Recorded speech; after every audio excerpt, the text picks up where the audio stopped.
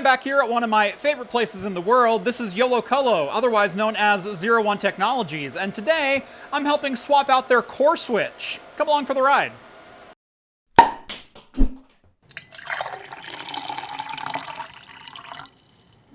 Welcome back to Craft Computing, everyone. As always, I'm Jeff, and you are Zach. Also known as Yocto. Otherwise known as Yocto. This is your insanity. Obviously, we've been here a couple of times. You've never really been on camera, though, so thanks for joining me. What exactly are we doing here today? So we're going to be replacing our core switch. So currently we have an Arista 7308 chassis, and it's a 40 gig up and down, although we do have one blade of RJ45 1/10 gig. This is for management interfaces back to top of rack switches and also like PDUs and whatnot. Gotcha. But, we just really felt that 40 gig wasn't enough for us or our customers. So we are going to be replacing it with an Arista 7508, which is a 100 gig backplane switch. 100 gig distribution switch. Yes. Yeah, so how many ports do you have in here right now? Oh, shoot. So it's 32 per blade, with the exception of 48 on that one. So we are looking at times 8, 256 plus 16, so 272, but each of these can be broken out into 4x10. Right. So theoretically, we have over 1,000 possible distinct logical interfaces. Yeah. So, plenty. Yes. But yes. Never enough, right? So this will get replaced with a 36 port in each 100 gig module. Currently, unfortunately, the additional blades didn't get here, so we've only got 2 currently that we're working with today, because, things never come on time. Exactly. But it'll be enough. We'll have enough available ports today. Yeah. And then as the new blades get put in, we'll be able to move ports one at a time, so try to minimize the impact on our customers. Right. So today we're going to install essentially 64 100 gig ports and get them stretched out to the rest of the top of the rack switches. Exactly. Okay. So, but for the most part, really the 7508 is kind of an upgrade to 7308. Yeah. So takes the same amount of space and does take a little bit of additional power. So I think when I tested, so this one is taking about 1,800 watts. The new model will be taking about 2,200 watts. Okay. So. Yeah. But still, it's close enough, right? Exactly. So this should be a lot of fun. If you're wondering why I'm up here helping, it's because this is the size of this switch. They're about 400 pounds? 400 pounds fully loaded, yeah. 100 pounds empty, 13 U's. So definitely not a one-man operation unless you're really crazy. Exactly. So hopefully we won't drop anything on my trip to Yolo Colo this time, but no guarantees. What do you say we get started? All right. And so, like all good projects, this one starts out by doing something that we should have done months ago, labeling all the fiber cables so we can put them back where they belong when the new switch goes in. This naturally took no time at all, by which I mean this took almost an hour and a half, as every single fiber cable is ran in pairs for redundancy, and includes connections to top-of-rack switches in the other 4 racks, as well as Yocto's multiple Ceph cluster nodes. In total, there are around 46 fiber runs currently active, and we're upgrading each of them from 40 gigabit to 100 gigabit by moving from the Arista 7308 to the brand new Arista 7508N. But why the upgrade in the first place? While 01 serves as Yocto's humble home lab, it's also a cloud host for various services for his customers, as well as a co-location for clients who want to host their own hardware remotely. I've been up here a couple times to deploy gear, from my own Inspur DGX V100 server to helping a friend of mine rack his 45 drives XL60 Storinator. While the current internet pipe is only 3 gigabit per second, internal services have been pushing his existing 40 gigabit network infrastructure, especially his Ceph cluster that I mentioned a moment ago.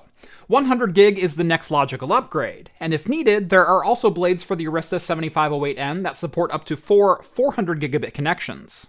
With the labeling complete, it was time to disconnect everything, remove all of the 46 fiber modules, and get this massive switch out of the rack. As we talked about, these units are not a one-man job. A fully loaded Arista 7308 like we have here is north of 400 pounds. Even removing all of the switch blades and the 4 2200 watt power supplies, the bare chassis is still well over 100 pounds. At least 2 people are required to move one of these switches, and a server lift is highly recommended.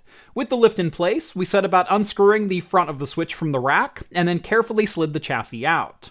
The switch itself sits on essentially a rack shelf, and relies on cage nuts to keep the front from tipping out of the rack. It's one of those solutions that feels a bit chintzy, but winds up being much sturdier than the sum of its parts. Alright, and now that the switch is empty and all the ports are labeled, now it's time to get this heavy bastard out of the rack. Now luckily, Yocto had the foresight of buying this lift right here, which we've used before. And luckily we're not going all the way to the top of the rack like last time when we dropped our server. So, let's see how heavy this thing actually is, even once it's unloaded. And even unloaded, heavy it still very much was. Huge shout out to also American Cosworth, one of my Discord members, for coming up and helping with this process as well. But overall, things went pretty darn smoothly. Between the 3 of us, we were able to very gently slide the switch out of the rack and then use the lift to lower it back down onto the floor. Before we get Yocto's brand new switch into his rack, it seems like a great opportunity to tell you about today's sponsor, Meter.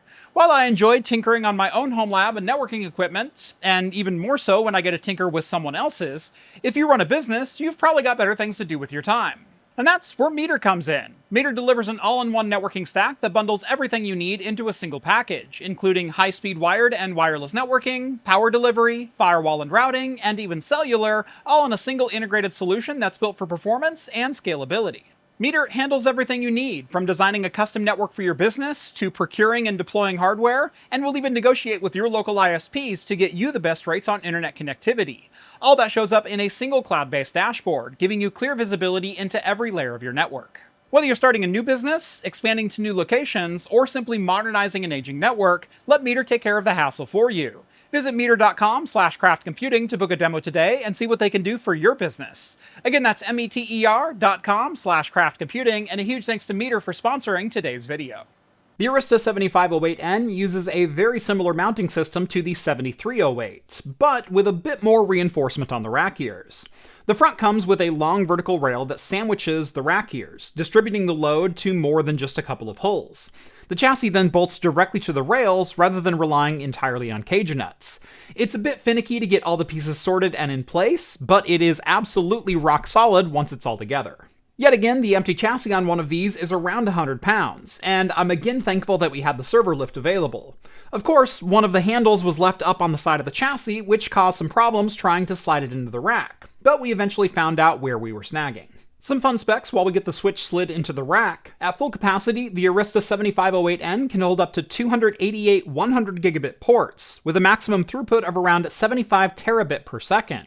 It does this while pulling down upward of 11,000 watts of power, which, funny enough, is around the same draw as a top-end level 2 home charger for an electric vehicle. In fact, I recently installed such a charger at my house. Video on that, plus some other electrical upgrades, coming very soon. So, I guess what I'm trying to say is, if you have enough capacity to install an 11,000 watt level 2 charger at your house, you too can sling up to 75 terabit of network traffic through an Arista 7508N. Once mounted up, it was time to get everything plugged in and booted up. Like Yocto mentioned, we've got a single management card, which is basically an embedded Linux PC for controlling the entire switch, a 48-port 1/10 gigabit blade for management, and a pair of 36-port 100 gigabit QSFP blades. There were also 6 3,000 watt power supplies around the rear, and is where a shocking amount of the weight inside of this unit is stored. Powering up the switch, we get all of the blinking lights on the management card and on the 2 100 gigabit blades, but unfortunately not the 1/10 gigabit module, so we had to dive into that to see what was going on. Alright, so what we thought was going to be most of the hard work, we got done. It's in the rack, right? Yep. Unfortunately, you notice this blade right here is not lighting up. Do you care to explain what we found out? Before we had come out, I decided to pre-configure it, and I decided to do a firmware update so it would be ready to go when the device powered back on. Right, and that's on the main management card. And that's on the main management card. Yeah. But as it turns out, the newer 4.31 firmware that I put in no longer supports the 1/10 gig card that I use as the management interfaces for the top of rack, and also ingress for the internet. Yeah. So unfortunately, we're going to have to downgrade. Shouldn't be a problem.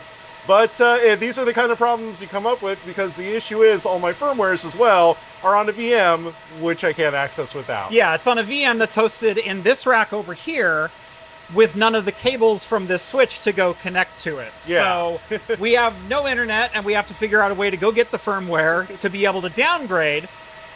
Why is this card not supported by the newest firmware? Seems to be if you buy a blade for a 7508, it should work, right? You would think so. But these blades were actually built for the original version of the chassis, which was the 7508. This is a 7508N, which supports newer, faster line cards. But as such, it is built on a newer platform with newer firmware. And part of that is no longer supporting this on the newer firmware. Luckily, again, it shouldn't be an issue to downgrade. Right. The 100 gig line cards will still work on the older firmwares. It's just some quality of life and stability improvements, but it should still be shouldn't be an issue. All the little idiosyncrasies you find when you're dealing with equipment of this scale. Yep. So, cool. I guess let's find a download location for some firmware, downgrade it, and then hopefully get internet back. With all of the blades now up and running, it was time to start putting all of the cables into their new homes. Whenever doing changeovers like this, documentation is absolutely critical. It's why we spent half the morning labeling every cable and taking final note of the configuration on the 7308 before decommissioning it and installing the 7508. It's not like we'd be able to power up the old switch to double check a setting or verify communication if we got something wrong. This was also an incredibly tedious process, as like I mentioned, every switch and device that's downstream of the core switch is ran in pairs for redundancy, and keeping things organized in both the physical and logical worlds takes quite a bit of time. I would find a pair of fiber ends, call out what device they connected to downstream, and then Yocto would respond with the port number. I'd get them plugged in, primary connection in the top blade, with the secondary connection going into the lower. And despite the bumpy start with the 7508 not wanting to work with the RJ45 blade, everything came back online exactly as it should have. I love getting to do projects like this still, and was more than happy to help Yocto out in getting his 100 gigabit network up and running. Alright, and just like that, we have a brand new Arista 7508N core switch up and running. Like Yocto said, all of the configurations were basically applied last night, so all we had to do is plug everything back in, and we're back up and running. We've got full 100 gig connection to a lot of the infrastructure that's around this room now, and I'm sure Yocto is more than pleased with the speed upgrade. Projects like this are always fun, even if I'm not directly the one that's doing them. I mean, how often do you get to see a core switch like this being swapped out on a daily basis? I can count on one hand the number of times I've done it in the last decade, so huge shout out to Yocto and 01 Tech for having me out and letting me give them a hand with this. Overall, I think this day went pretty darn smooth. You've always got issues with firmware compatibility and this one blade module not working with the latest firmware, but those are the things that you encounter, you experience, and you figure out how to get over them. In this case, it was a simple downgrade to a more compatible firmware. But I think that's going to do it for me in today's video. Make sure to drop this video a like and subscribe to Craft Computing if you haven't done so already, if you like content like this. And if you like the content you see on this channel and want to help support me in what I do, consider joining the Patreon. Link is down in the video description. Thank you all so much for watching, and as always, we will see you in the next video. Cheers, everyone. Now I'm going to go where it's a little bit quieter.